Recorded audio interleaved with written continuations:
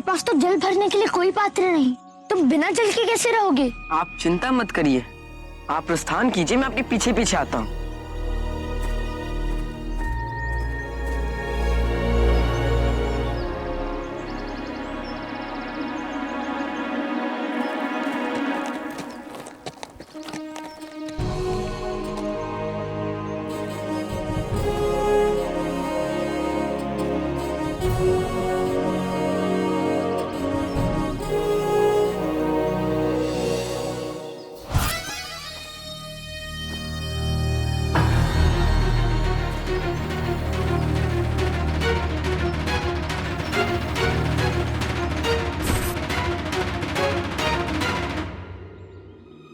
माँ ने एक बार बताया था कि मरुभूमि में लोग मुंह में जल भर के नासिका से श्वास लेते थे ताकि अधिक प्यास ना लगे।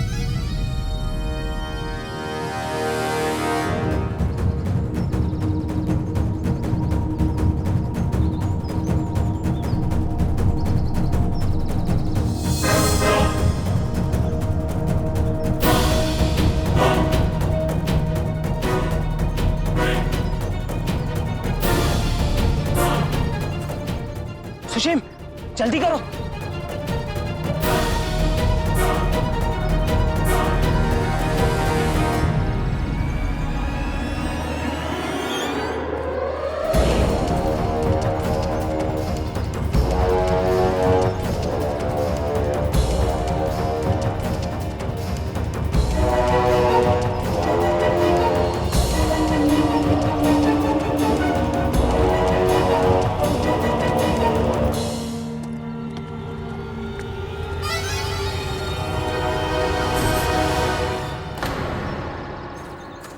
क्या किया तुमने सुशीम? अब उसका मानचित्र उसे बस ऐसे पथ पर ले जाएगा जहां केवल मृत्यु प्राप्त होगी, केवल मृत्यु।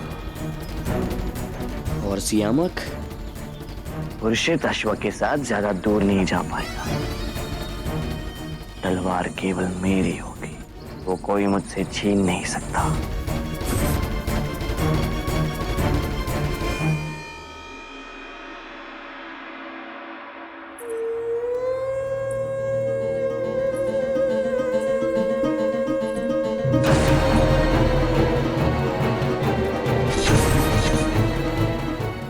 शीघ्र हमारा प्रतिशोध पूर्ण होगा।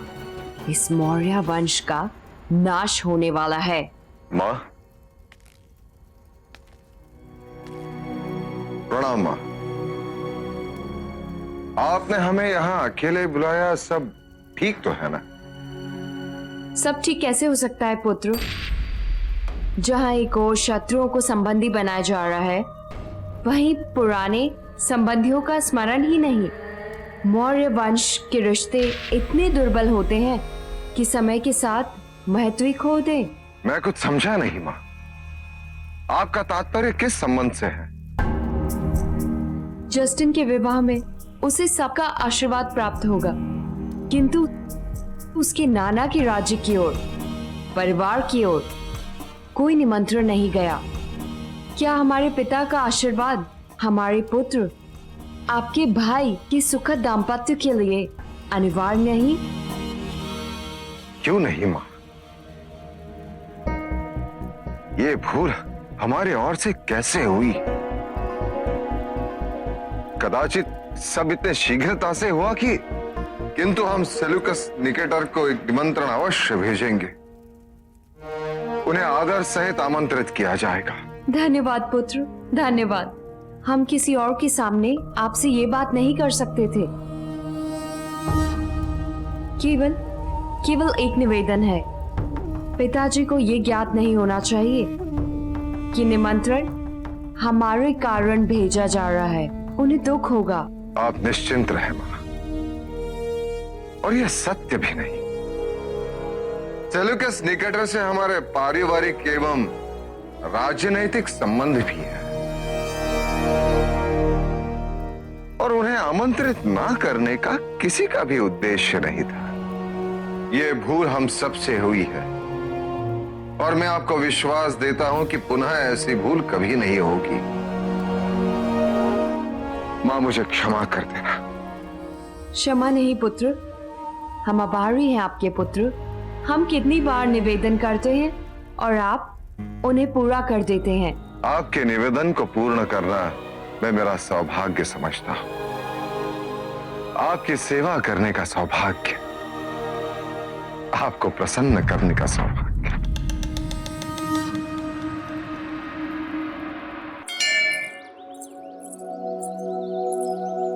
तुम्हारी प्रार्थना स्वीकार हो गई। अशोक प्रतियोगिता में लौट आया है। सत्य,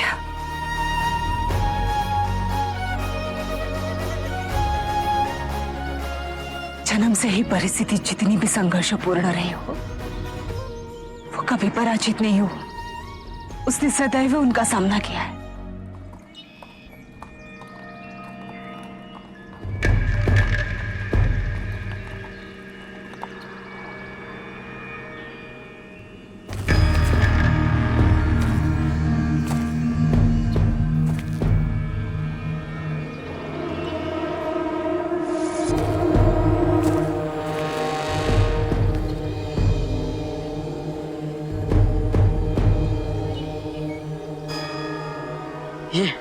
ये जगह तो बहुत अजीब है। यहाँ तो दूर दूर तक कोई दिखाई नहीं दे रहा। ना राजकुमार श्यामक दिखाई दे रहे, ना उनके साथी।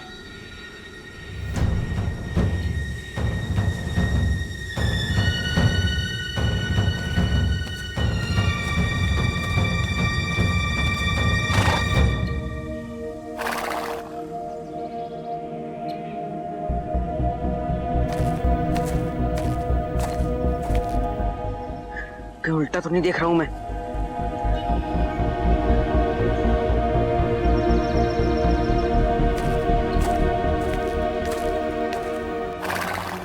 चलो दोस्त, मिलकर ढूंढते हैं। यदि तुम्हें कुछ दिखाई दे तो मुझे इशारा करना। चलो।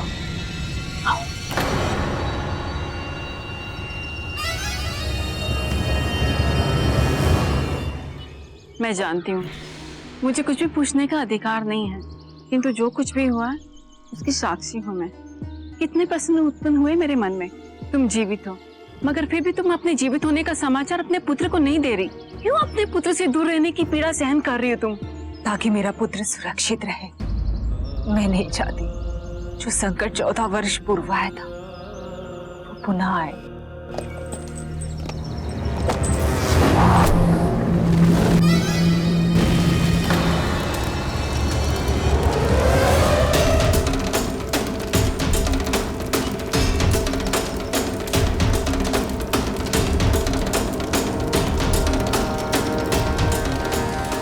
ये ज्ञात होते हुए भी कि मैं गर्भ से थी, उन्होंने मुझ पर दया नहीं दिखाई। मुझे जीवित भस्म करने के लिए उस कुटिया में छोड़ दिया गया और तभी प्रसव आरंभ। मैं ही जानती हूँ उस परिस्थिति में बिना किसी सहायता के मैंने कैसे अशोक को जन्म दिया। चारों ओर अग्नि के लपटें थी, किंतु उस तनावपूर्ण वातावरण में अशोक को देखकर मेरा मन शांत हो गया।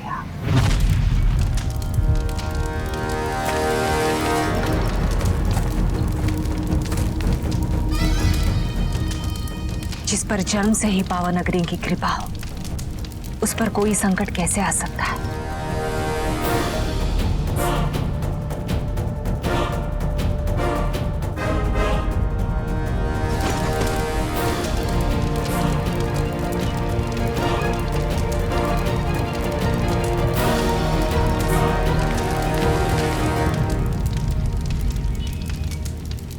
विश्वास ही नहीं होता। इतना सब कुछ सहन करने के बाद वो ऐसा मुस्कुरा कैसे सकता है? जिस किसी दुष्ट आत्मा ने आपके साथ इतना बड़ा अपराध करने का प्रयास किया, भगवान उसे हर सुख से वंचित कर दे। नहीं कस्तूरी जी, मैं ऐसा कदापि नहीं चाहूंगी। यदि घृणा के इस घटना चक्र को तोड़ना है तो उसका उत्तर प्रेम और शांति से देना होगा। मुझे विश्वास है चाहे कितनी भी बुराइयां अशोक के आसपास हो, किंतु उसकी आंतरिक अच्छाई उसको सदैव सुरक्षित रखेगी।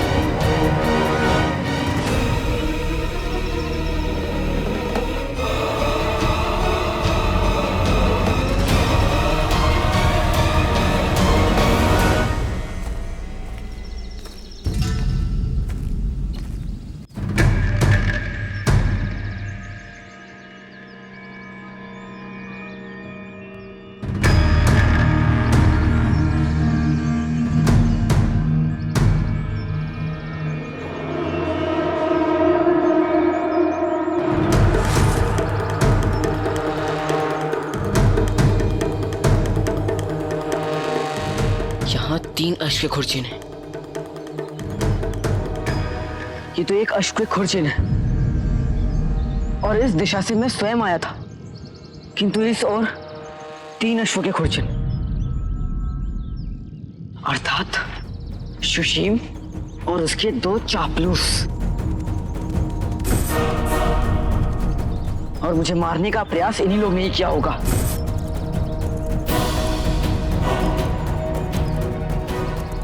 वो तीनों जिस दिशा में गए होंगे, दौड़ का अगला पड़ाव भी वही होगा।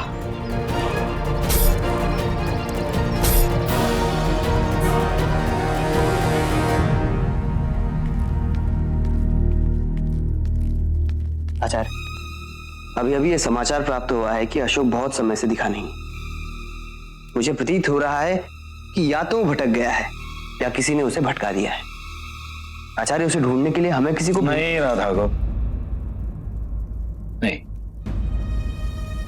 अशोक को सुरक्षा देना हमारा दायित्व है, अवश्य है, किंतु उसे उतना ही संरक्षण देना चाहिए जितना आवश्यक है।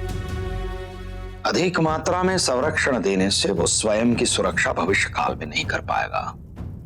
यदि वो मार्ग भुला है तो वो मार्ग उसे ही ढूंढना होगा, और इस प्रतियोगिता में जय पराजय उसी की होनी चाहिए। यदि हम उसकी सहायता करेंगे तो भविष्य काल में वो स्वयं क्या करेगा? भविष्य काल में वो जिस उत्तरदायित्व को संभालने वाला है, वो मार्ग अत्यंत कठिन है। इसलिए उसे कठिन से कठिन संकटों का सामना करना होगा। राधा गुप्त, मैं अपनी जीवन यात्रा के अंतिम चरण में हूं। भविष्य काल में मैं रहूं न रहूं, यदि आज हम उसकी सहायता करेंगे तो कल क्या होगा? वो स्वयं क्या करेगा? तैयार हो गया आचार्य, देख लीजिए।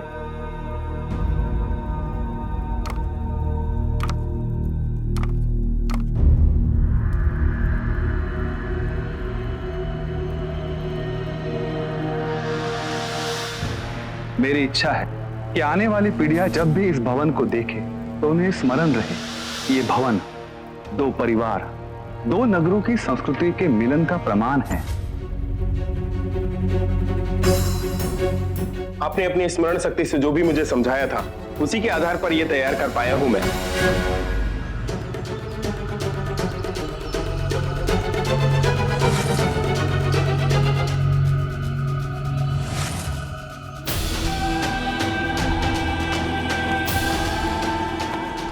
ये तिला तो इस दिशा में, किंतु जो दिशा, जो मार्ग मेरे मानचित्र में है, वो इससे विपरीत है। अर्थात मेरे मानचित्र को किसी ने परिवर्तित कर दिया है। निसंदेह वो कोई और नहीं, सुशीमी होगा।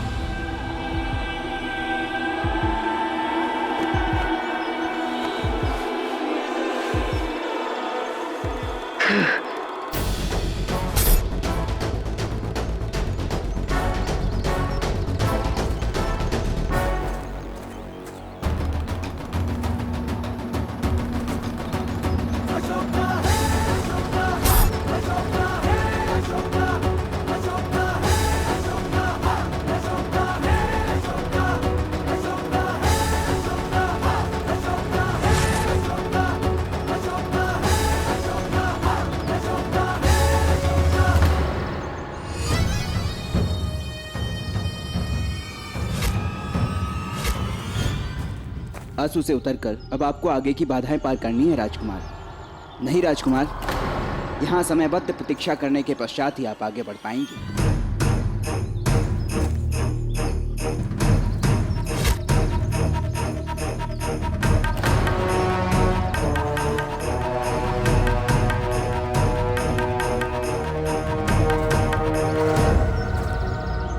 तुम यहाँ मुझसे पहले कैसे पहुंच गए? किसी ने मुझे रोकने का प्रयास तो किया था, मेरे अश्व का धतूरा खिलाकर।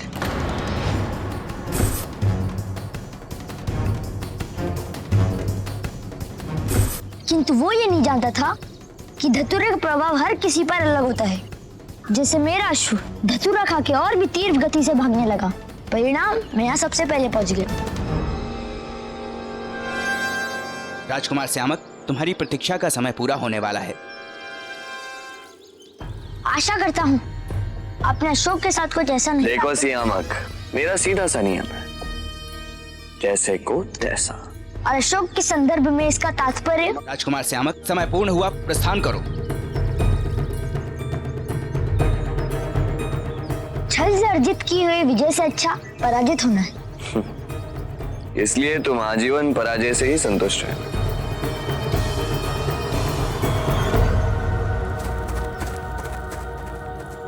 सियामक तो बहुत आगे निकल जाएगा आपसे।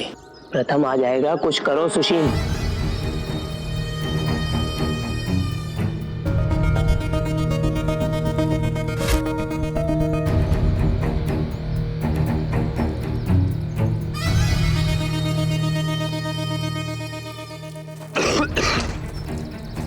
जल्द आइए।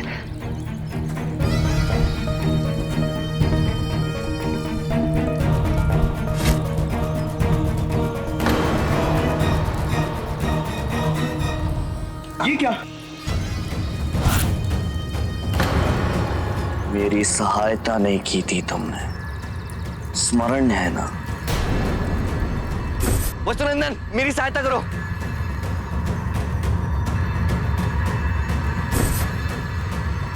अब उसकी क्षति पूर्ति तो करनी होगी। लीजिए राजकुमार।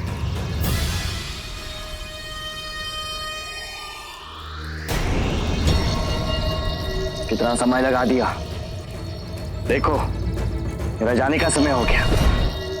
आपके प्रस्थान का समय इतने शीघ्र? अभी तो वसुनंदन की। सुशीम झूठ थोड़ी ना कह रहा है, सुशीम की ही तो बारी है, मैं तो उसके बाद आया हूँ।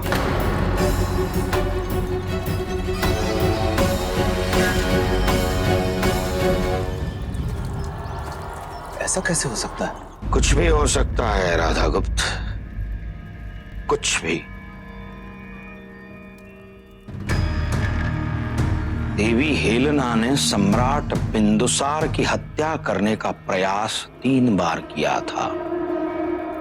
वो सत्ता प्राप्ति के लिए कुछ भी कर सकती है, कुछ भी। इस भवन के निर्माण कार्य की योजना के पीछे मुझे बहुत भयानक षड्यंत्र की गंध आ रही है। तुम्हें स्मरण होगा राधागुप्त, जिस समय सम्राट बिंदुसार वन में गए थे, उसी समय देवी हेलेना उज्जैनी के मार्ग वाले प्राचीन मंदिर में पहुंची थी, और ये तुमने स्वयं अपनी आंखों से देखा है। और उसके पश्चात वो कहां गई, ये तुम्हें भी ज्ञात नहीं है। और स्मरण में रहे, उसके पश्चात ही राजा जी राज का प्रस्ताव आया और सम्राट बिंदुसार को समय से पूर्व ही वन से लौटना पड़ा। और देवी हेलेना का विश्वसनीय सेवक जामवंत भी अदृश्य है।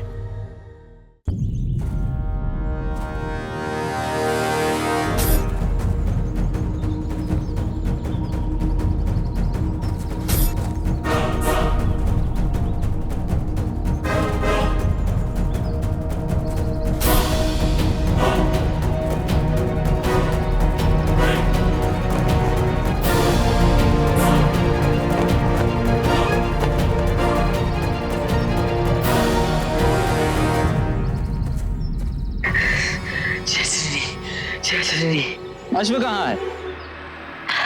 दौड़ अश्व थी या मेरी? अब मैं पहुंच गया हूं ना, तो आप मुझे ये बताइए कि अब आगे क्या करना है। तुम अंतिम हो, सब प्रतियोगी कब के आगे निकल गए। ऐसे तो प्रतियोगिता में अंतिम ही।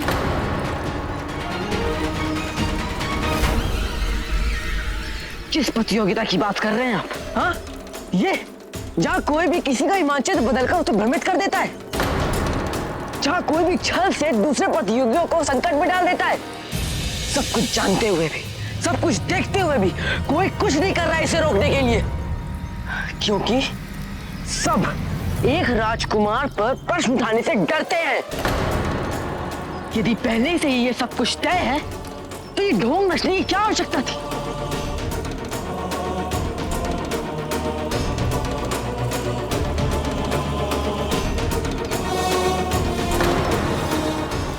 तुच्छ प्राणी, तुझे अपनी तुच्छता का दर्पण शीघ्र ही दिखाने वाला होगा।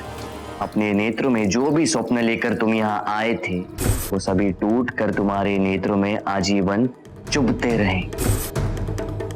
तो चाहे जितना भी प्रयास कर ले, हमारे बराबर कभी नहीं आ पाएगा।